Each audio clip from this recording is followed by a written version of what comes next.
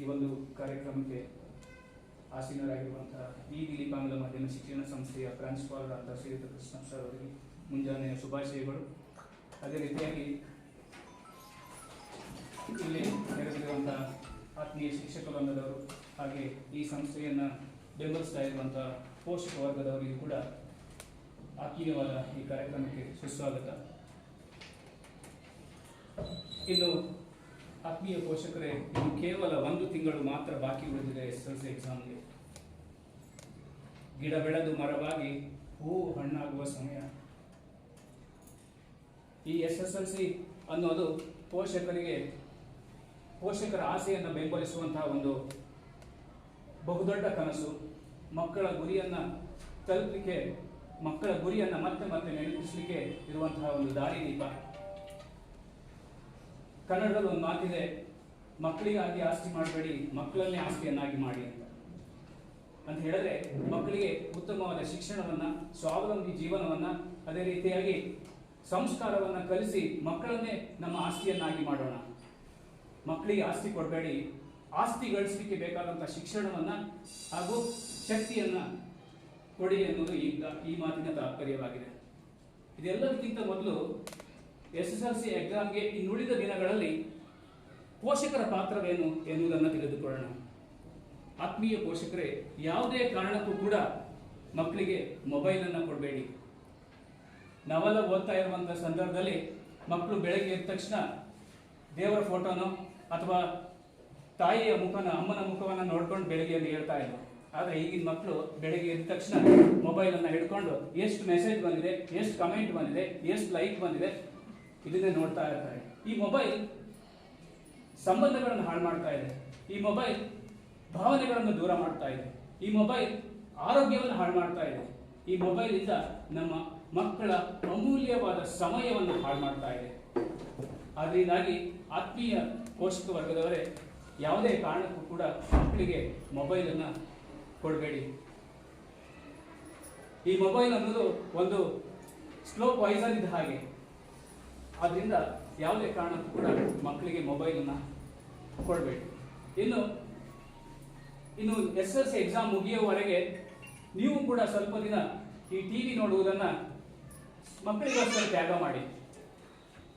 ನೀವು ಯಾವಾಗ ಬೇಕಿದ್ರು ಟಿವಿಯಲ್ಲಿ ನೋಡ್ಬೋದು, ಆದ್ರೆ ಮಕ್ಕಳು ಯಾವಾಗ ಬೇಕಿದ್ರು SSLC ಎಕ್ಸಾಮ್ ಅನ್ನು ಬರೆಯಕ್ಕಾಗುತ್ತಾ?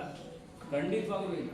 ಹಾಗಾಗಿ ನೀವು ಟಿವಿ ನೋಡ್ತಾ ಕೂತ್ಕೊಂಡ್ರೆ ಮಕ್ಕಳು ಕೂಡ ನಿಮ್ ಜೊತೆ ಸೇರ್ಕೊಂಡು ನೀವು ನೋಡ್ತಾ ಇರುವಂತಹ ಸೀರಿಯಲ್ ಅನ್ನ ಅಥವಾ ಫಿಲ್ಮ್ ಅನ್ನ ನೋಡ್ಕೊಂಡು ಮಕ್ಕಳ ಗಮನವೆಲ್ಲ ಆ ಟಿವಿಯ ಕಡೆ ಇರ್ತದೆ. ಹಾಗಾಗಿ ಆತ್ಮೀಯ ಪೋಷಕರೇ, ಸ್ವಲ್ಪ ದಿನ ಮಕ್ಕಳಿಗೋಸ್ಕರ SSLC ಎಕ್ಸಾಮ್ ಮುಗಿಯುವವರೆಗೆ ಟಿವಿ ನೋಡುವುದನ್ನ ಸ್ವಲ್ಪ ತ್ಯಾಗ ಮಾಡಿ.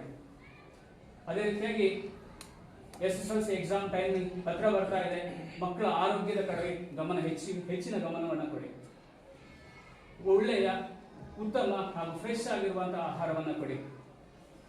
ಹಾಳಾಗಿರುವುದು, ನಿನ್ನೆದೋ ಮೊನ್ನೆದೋ ಹಾಳಾಗಿರುವ ತಿಂಡಿಯನ್ನು ತಿನ್ನದಂತೆ ಮಕ್ಕಳಿಗೆ ಎಚ್ಚರವನ್ನು ವಹಿಸಿ. ಅದೇ ರೀತಿಯಾಗಿ ಸಿಕ್ಕಲ್ಲಿ ಕಂಡಲ್ಲಿ ಇಲ್ಲೊಂದು ಬೇಕ್ರಿ ಅಲ್ಲೊಂದು ಬೇಕ್ರಿ, ನೀರು ಕುಡಿಯೋದು, ಜಂಕ್ ಫುಡ್ಗಳನ್ನು ತಿನ್ನುವಂತಹದ್ದನ್ನು ಕೂಡ ತಿನ್ನಬಾರ್ದು ಅಂತ ತಿಳಿ ಹೇಳಿ. ಯಾಕೆ ಅಂತ ಹೇಳಿದ್ರೆ 8th 9th ಅಥವಾ ಲೋವರ್ ಕ್ಲಾಸ್ ಅಲ್ಲಿ ಹುಷಾರಿಲ್ಲ ಅಂತ ಹೇಳಿ ಎಕ್ಸಾಮ್ಗೆ ಅಬ್ಸೆಂಟ್ ಆದ್ರೆ ರಿಕ್ವೆಸ್ಟ್ ಮಾಡ್ಕೊಂಡು ಎಕ್ಸಾಮ್ ಕೊಡಿಸ್ಬೋದು.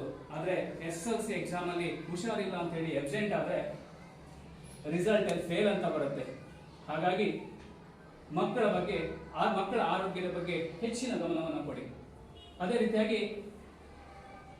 ನಿಮ್ಮ ಸಮಸ್ಯೆಗಳು ಏನೇ ಇರಲಿ ಅದನ್ನ ಮಕ್ಕಳ ಮುಂದೆ ಹೇಳ್ಕೊಡ್ಬೇಡಿ. ಈ ಸಮಯದಲ್ಲಿ ಎಲ್ಲರ ಮನೆ ದೋಸೆ ಕೂತೇನೆ, ಪ್ರತಿಯೊಂದು ಮನೆಯಲ್ಲೂ ಕೂಡ, ಪ್ರತಿಯೊಂದು ಫ್ಯಾಮಿಲಿಯಲ್ಲೂ ಕೂಡ ಅವರದೇ ಆದ ಸಮಸ್ಯೆಗಳಿರ್ತವೆ. ಆರೋಗ್ಯ ಸಮಸ್ಯೆ ಅಥವಾ ಸಾಂಸಾರಿಕ ಸಮಸ್ಯೆ ಅಥವಾ ಹಣಕಾಸಿನ ಸಮಸ್ಯೆ, ಹೀಗೆ ಒಂದಲ್ಲ ಒಂದು ಸಮಸ್ಯೆಗಳು ಇದ್ದೇ ಇರುತ್ತೆ. ನಿಮಗೊಂದು ಹಿಂದೆ LKG ಸ್ಟೂಡೆಂಟ್, LKG ಏನೋ 4 ವರ್ಷ ಆಗಿರ್ತದೆ, ಏನು ದುಃಖದಿಂದ ಆಡ್ತಾ ಇರ್ತದೆ ಆ ಮಗು. ನಮ್ಮ LKG ಟೀಚರ್ ಆ ಮಗುನ ಕೇಳ್ತಾರೆ, ಯಾಕಪ್ಪ ಆಡ್ತಾ ಇದೀಯ ಅಂತ. ಅವನು ದುಃಖದಿಂದ ಹೇಳ್ತಾನೆ, ನಮ್ಮ ತಂದೆ ಏನು ಆ ಮುದ್ದೆ ಮಾಡ್ತೀವಲ್ಲ ಕೋಲಲ್ಲಿ ತಲೆಗೆ ಹೊಡೆದ್ಬಿಟ್ಲು ನಮ್ಮ ತಾಯಿ ತಲೆಗೆ. ನಮ್ಮ ತಂದೆ, ನಾನು ನೈಟು ನಮ್ಮ ತಂದೆ ನಿದ್ದೆ ಮಾಡ್ಬೇಕಾದ್ರೆ ಚಾಕು ತಗೊಂಡಾಗ ನಮ್ಮ ತಂದೆ ಚುಚ್ಚು ಬಿಡ್ತೀನಿ ಅಂದ್ರೆ ಆ ಮುಗ್ಧ ಮುಗ್ಧ ಮನಸ್ಸಿನ ಮೇಲೆ ಕ್ರೂರವಾದ ಪರಿಣಾಮ ಬೀರ್ತದೆ ಅನ್ನೋದಕ್ಕೆ ಸಾಕ್ಷಿ ಯಾರಿಂದ?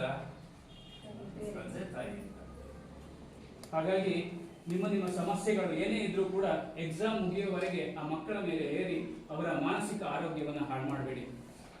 ಅದೇ ರೀತಿಯಾಗಿ ನಾವೆಲ್ಲರೂ ಕೂಡ ಬೇರೆ ಬೇರೆ ಕಡೆ ಕೆಲಸ ಮಾಡ್ತೀವಿ ಅಂತ ಹೇಳಿದ್ರೆ, ಗಾರ್ಮೆಂಟ್ಸ್ ಅಲ್ಲೋ, ಫ್ಯಾಕ್ಟ್ರಿಯಲ್ಲೋ, ಆಟೋ ಡ್ರೈವರ್ ಆಗೋ, ಅಥವಾ ಹೋಟೆಲ್ ಅಲ್ಲೋ, ಗಾರ್ಮೆಂಟ್ಸ್ ಅಲ್ಲೋ, ಅಥವಾ ಕಂಪ್ನಿಯಲ್ಲೋ, ಹೀಗೆ ಬೇರೆ ಬೇರೆ ಕಡೆ ಕೆಲಸ ಮಾಡ್ತೀವಿ. ಕಷ್ಟಪಟ್ಟು ಕೆಲಸ ಮಾಡ್ತೀವಿ. ಯಾಕೆ ಕೆಲಸ ಮಾಡ್ತೀವಿ?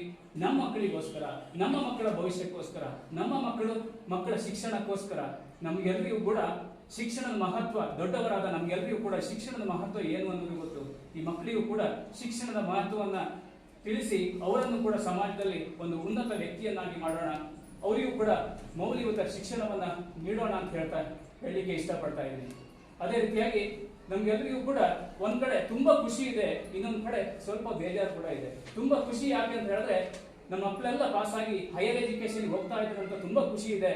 ಇನ್ನೊಂದ್ ಕಡೆ ಸ್ವಲ್ಪ ಬೇಜಾರಿದೆ ಯಾಕಂತ ಹೇಳಿದ್ರೆ, ಇಂಥ ಒಳ್ಳೆ ಮಕ್ಕಳನ್ನ ನಾವು ನೆಕ್ಸ್ಟ್ ಇಯರ್ ಮಿಸ್ ಮಾಡ್ಕೊಳ್ತೀವಿ ಅನ್ನುವಂಥ ಸ್ವಲ್ಪ ಬೇಜಾರು ಕೂಡ ಇದೆ. ಅದೆಲ್ಲ ಜೀವನದಲ್ಲಿ ಕಾಮನ್, ಅದೆಲ್ಲವೂ ಕೂಡ ಸರ್ವೇ ಸಾಮಾನ್ಯ. ಅದೇನೇ ಇರಲಿ, ನಮ್ಮ ಮಕ್ಕಳಿಗೆ ಒಳ್ಳೆಯದಾಗಲಿ, ನಮ್ಮ ಮಕ್ಕಳ ಭವಿಷ್ಯ ಚೆನ್ನಾಗಿರ್ಲಿ ಅಂತ ಹೇಳಲಿಕ್ಕೆ ಇಷ್ಟಪಡ್ತಾ ಇದ್ದೀನಿ. ಅದ್ರ ಜೊತೆಯಾಗಿ ನೀವೆಲ್ಲರೂ ಕೂಡ ಶಾಂತ ರೀತಿಯಿಂದ ಕುಳಿತು ಕೇಳಿದ್ರಿ ನನ್ನ ಮಾತನ್ನ.